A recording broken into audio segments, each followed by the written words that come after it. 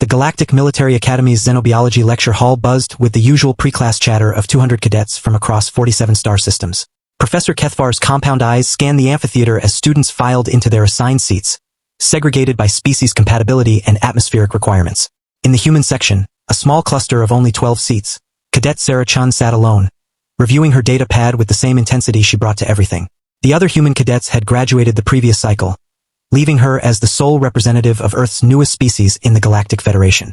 "Look at the little deathworlder," sneered Vexter, a Zolonian whose chitinous carapace gleamed under the artificial lighting. He and his companions, 2 more Zolonians and a towering Corfac, gathered behind her, sitting all by herself like the primitive she is. Sarah's fingers tightened slightly on her data pad, but she didn't turn around. She had heard it all before. Deathworlder, barbarian, savage. "I heard humans eat actual dead animals," whispered Xeon, mandibles clicking in disgust. "No wonder they're so violent. My clutch father says they evolved on a planet where everything tries to kill everything else," added Morak. "That's why they're so unstable." Professor Kethvar's voice boomed across the hall as class began.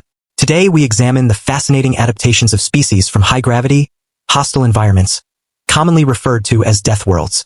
Sarah straightened slightly. "This might actually be interesting. These worlds produce species with remarkable physical capabilities."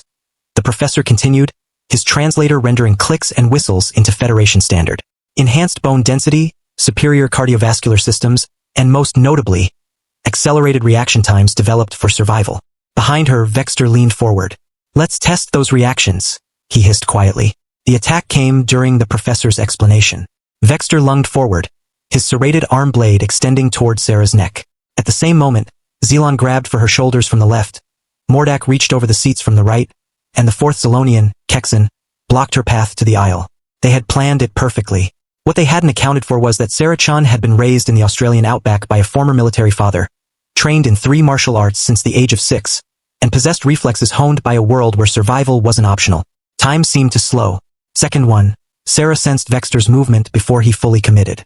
Her right hand snapped backward, catching his wrist and redirecting the blade harmlessly past her head, while her left elbow drove into his thorax, cracking his exoskeleton.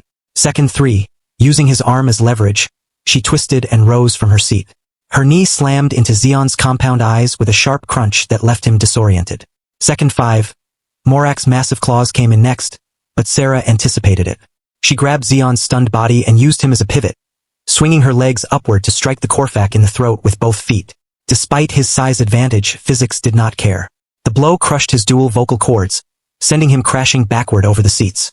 Second 8, Kexen, panic overriding instinct, charged from her left. Sarah sidestepped, seized his antenna-like sensory organs, and used his own momentum to slam his face into the reinforced wall. A metallic clang echoed through the amphitheater. Second 12. Sarah stood in the wreckage of her seating row, breathing normally, her uniform barely wrinkled. Around her, 4 cadets lay incapacitated or writhing in pain. The lecture hall fell completely silent. 200 pairs of eyes, compound, multifaceted and otherwise, stared at the small human who had dismantled 4 larger opponents in the time it took most species to process a threat. Professor Kethvar's translator struggled with what might have been a curse in his native tongue before issuing an urgent command. "Medical teams to lecture hall 7. Immediately." Sarah calmly retrieved her data pad from the floor, checked it for damage and looked up at the professor. "Will this be on the exam, sir?" The insectoid professor's compound eyes fixed on her. After a long pause, he emitted a sound the translator rendered as a chuckle. "Perhaps we should adjust our curriculum to include practical demonstrations of deathworlder combat efficiency." Medical drones quickly arrived and began attending to the injured cadets, all of whom would survive but required weeks of recovery. Whispers spread across the hall. "Did you see how fast she moved? The Corfac outweighed her by at least 60 kilograms. 12 seconds. I counted 12 seconds." Sarah returned to her seat as if nothing had happened. But something had changed. Where there had once been dismissive sneers and quiet cruelty, there was now something else, respect. Hard-earned. Undeniable. Professor Kethvar resumed his lecture, his tone now carrying a subtle note of appreciation. "As I was saying, Deathworld species possess remarkable defensive capabilities. They are not to be underestimated." Sarah smiled faintly and made a note on her datapad. "Practical application of theoretical xenobiology principles. Highly effective." She had a feeling her remaining time at the academy would be considerably more peaceful. After all, word traveled fast on a space station. The story of the deathworlder cadet who had sent 4 attackers to the infirmary in 12 seconds would be told in a dozen languages by dinner. Sometimes, Sarah reflected, the best diplomacy came from a position of strength. And if there was one thing humans excelled at, it was making their strength abundantly clear when the situation demanded it.